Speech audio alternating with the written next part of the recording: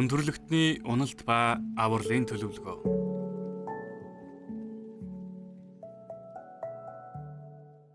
Сайн байцгаана уу эрхэм хүндэт найзуудаа. Бурхны үгийн анхлын үнэрийг дахин үнэрлэхээр ирсэн та бүхнийг чин сэтгэлээсээ тавтаа морилгож урьж байна. Бид өнгөрсөн хичээлээр дэлхийн гарал үүслийн талаар судалсан билээ. Дэлхийн эрдэмтдийн тайлж чадахгүй түүхийн асуултуудыг Библийн үзэл баримтлалаар харахад бүгд шийдэгдэж болдог гэдгийг бид ойлгосон. Иймээс зөвхөн Библиэр дамжуулан бид хаанаас ирсэн, хаашаа яваа, амьдралын жинхэнэ утга учир үн цэнийг олж мэдэх боломжтой билээ. Одоо би та нарыг Библийн жинхэнэ дотоод ертөнц рүү өргөхийг хүсэж байна. Бид хамтдаа Библийг нээх үед Бурхан бидний нүдийг нээж үннийг ойлгуулж өгнө гэж чин сэтгэлээсээ хүсэж байна. Өнөөдөр бид хүн төрлөختний уналт болон авралын төлөвлөгөөний талаар хамтдаа үзэх болно. Энэ бол Библийг бүхлээр нь ойлгоход маш чухал үүрэгтэй сэдв юм. Учир нь хүн төрлөختөн хэрхэн гэм нүгэлд унсан гэдгийг ойлгож, тэгэд тэднийг аврах Бурхны төлөвлөгөөг мэдэх үед бид яагаад өнөөдөр энд ингэж амьдарч байгаа тухай хариултыг олдог. Тиймээс энэ цаг мөчид Бурхны ариун сүнс бидний зүрх сэтгэлд ажиллаа хийгээсэ гэж би залбирч байна.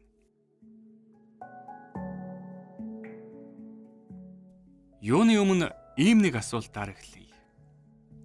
Сатан гэж хэн бэ? Библиэд гэм нүглийн эхлэлийг тавьсан хамгийн анхны оршихуйг чөтгөр буюу Сатан гэж нэрлсэн байдаг.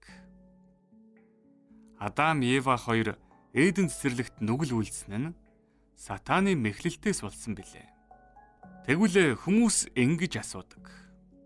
Яагаад Бурхан Сатанд Адам, Ева хоёрыг хуурахыг зөвшөөрсөн юм бэ? Сатан хизээ бий болсон бэ? Сатаныг Бурхан бүтээсэн үү? Яагаад Бурхан Сатаныг устгаагүй юм бол? Бурхан Сатанаас хүч дутсан хэрэг үү?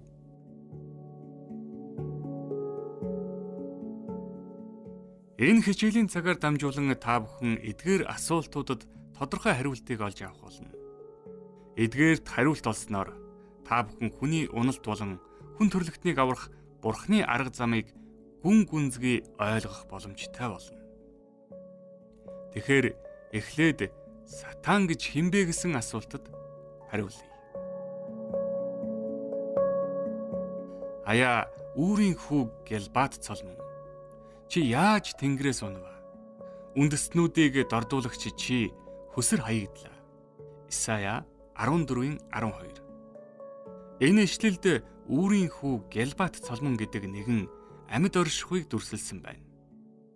Энэ ишлэлд Гэлбат цолмон гэж ямар оршихуй гэж хэлж байна вэ?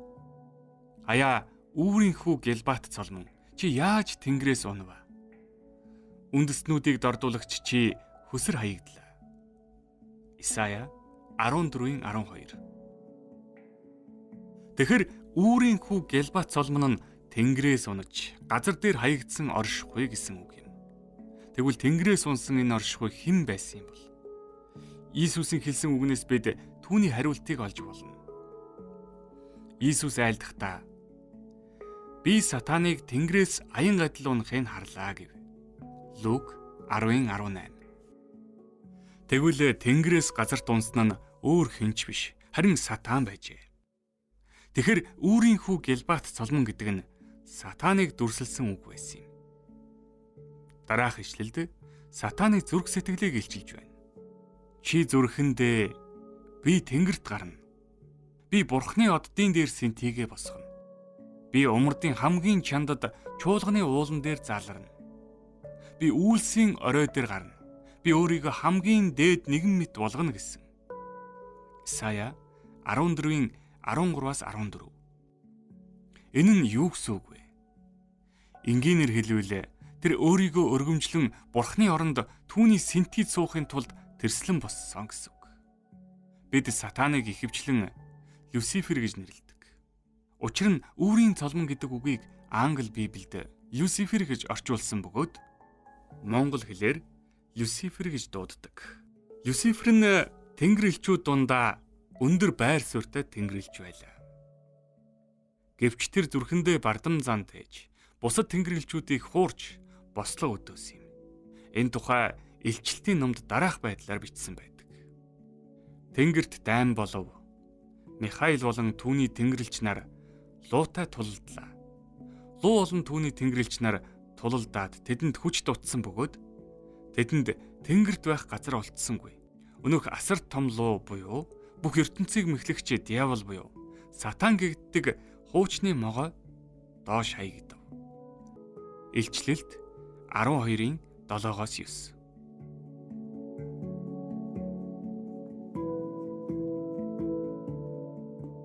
Люциферийн тэрслэл тэнгэр элч нарын 3-1 нь нэгдэн оржээ. Тэд бүгд Люцифертэй хамт энэ дэлхий рүү хөөгдсөн юм. Энд бид чухал нэг асуулт тавих ёстой. Яагаад бурхан тэрслэгч Люциферийг болон муу тэнгэр элч нарыг тэр дээрээ устгаагүй юм бэ? Энэ асуултад хариулах нь маш чухал. Учир нь энэ нь хүний уналт ба авралын төлөвлөгөөг ойлгоход гол суурь нь болдог.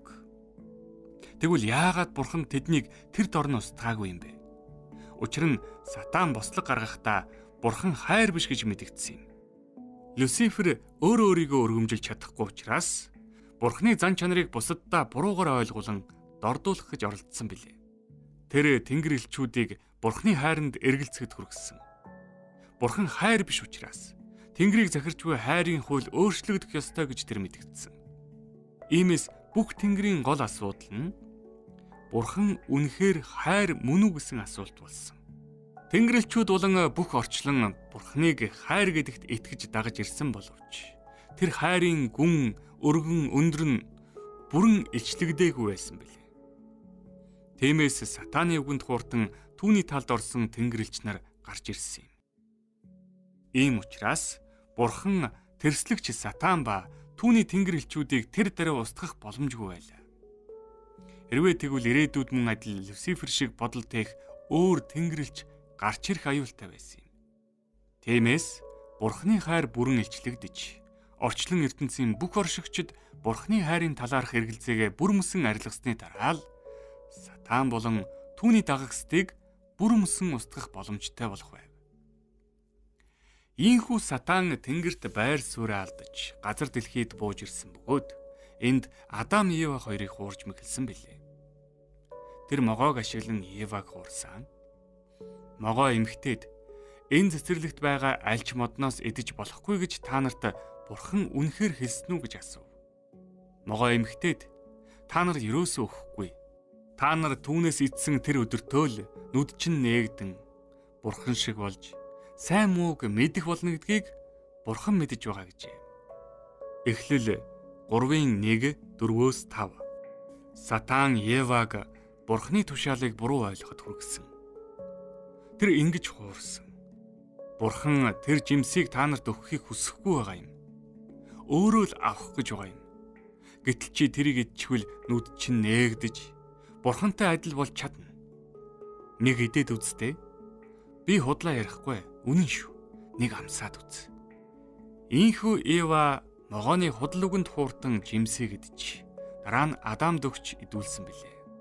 Энэ бол маш харамсалтай явдал байлаа. Дэлхийн жинхэнэ эзэн нь бурхан байсан боловч тэр өөрийн захирах эрх мэдлийг Адамд өгч дэлхийг арчлах үүрэг хүлээлгэсэн билээ. Гэтэл Адам өөрийн захирах эрх мэдлийг сатанд өгч гисэн юм. Өөрөөр хэлбэл тэр бурханыг сонгохын оронд сатаны үгийг сонсож дагахаар шийдсэн билээ. Энэ бол аимшигт суурил байлаа. Учир нь дэлхий сатаны талд орсон гэсэн үг байлаа. Хэрвээ Адам Ева хоёр бурханд итгэж бурханы тал зогсохоор шийдсэн бол сатан дэлхийд үлдэх боломжгүй байх байсан. Гэвч тэд сатаныг сонгосон учраас сатан энэ дэлхий дээр өөрийн хаанчлалыг байгуулж чадсан.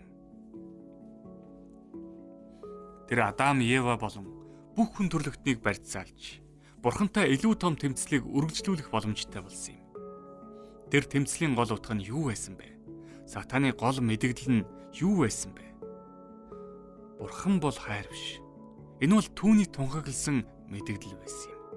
Иймээс Бурхан энэхүү Тэнгэрээс эхлэлтэй дайныг дуусгахын тулд хоёр зүйл хийх ёстой болсон. Нэгдүгээрт Сатаны мэдгдлийг няцааж Бурхан бол хайр гэдгийг батлах. Хоёрдугаарт Сатаанд барьцаалагдсан хүн төрлөختнийг буцаан аврах. Иймээс эцэг хүү ариун сүнс Бурхан хүн төрлөختнийг аврах агуу төлөвлөгөөг зарласан юм.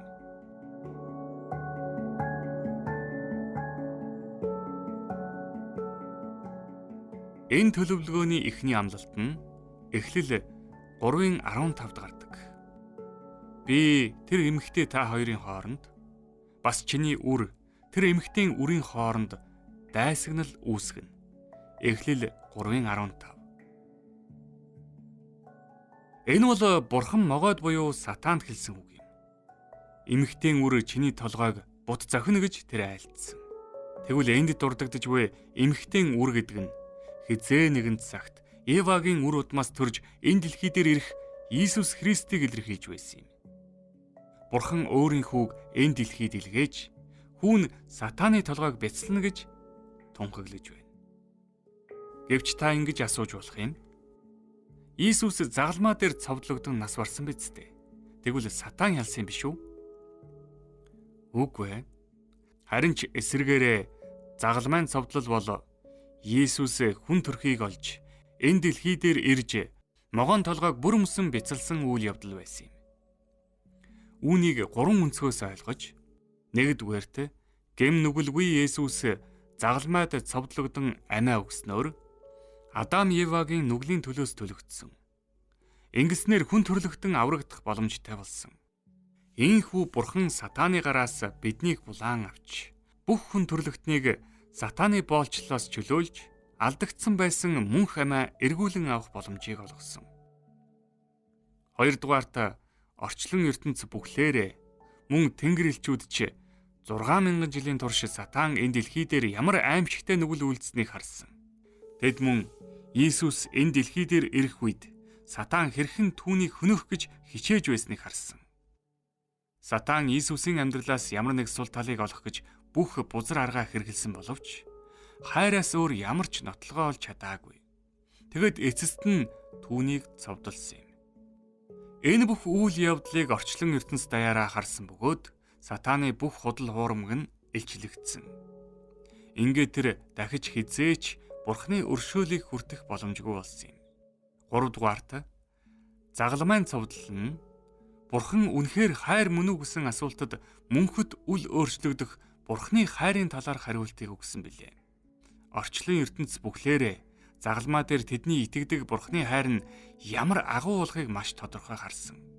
Бурхан өөрийн тэнгэр дэх оршихуйгаа орхин байж энэ дэлхий дээр ирээд өөрийнх нь эсрэг буруутгал, доромжлол, уралт болгоныг төвчиж, нүүрлүүн нулимж, өөрийн зодож ташуурдсан хүмүүст хүртэл хайр инэрлээ үзүүлж, хоёр гар ба хөлөнд нь хадаас зоосон хүмүүсийг хүртэл уучилдаг нэгэн гэдгээ бүх ертөнцөд батлан харуулсан билээ. Ийхүү Иесус загалмаа дээр цовдлогдсноор Сатаны бүх залмих эрх мэдэл нуран унсан. Тэр дахиж хизээч сэргэхгүй шарх авсан. Загалмаа дээр хүн төрлөختний авралын замын үе таалга нээгдсэн билээ. Бурхны хайр бүх орчлонгийн өмнө батлагдсан. Үнэхээр гайхамшигтай биш гэж үү? Бурхны энэ бүх үйлс загалмаа дээр биелэлээ олсон. Тийхүү биднийг Сатаны гараас аварсан юм.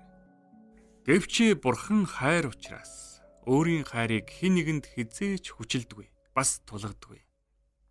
Харин энэ бүх гайхалтай үнэн үйл явдлаа Библиэд бичиж үлдээж олон арга замаар бидэнд ойлгуулах гэж хичээдэг. Тэгээд түүний хайрыг ойлгож ухаарсан хүн бүр өөрийн хүслээр түүнд итгэж хайрлаж амьдраасаа гэж хүсдэг. Бидний өвөг эцэг болох Адам Ева хоёрын алдсан Бурхны гих хайрыг сэргээхийг Бурхан хүсдэг. Өнөөдөр энэ гайхалтай хайранд зүрх сэтгэлээ өгмөөргүй байна гэж үү? Дараагийн удаа бид 5 дугаар хичээл болох Бурхны хайр ба Христ мэндэлсэн гэсэн хичээлийг үзэх болно.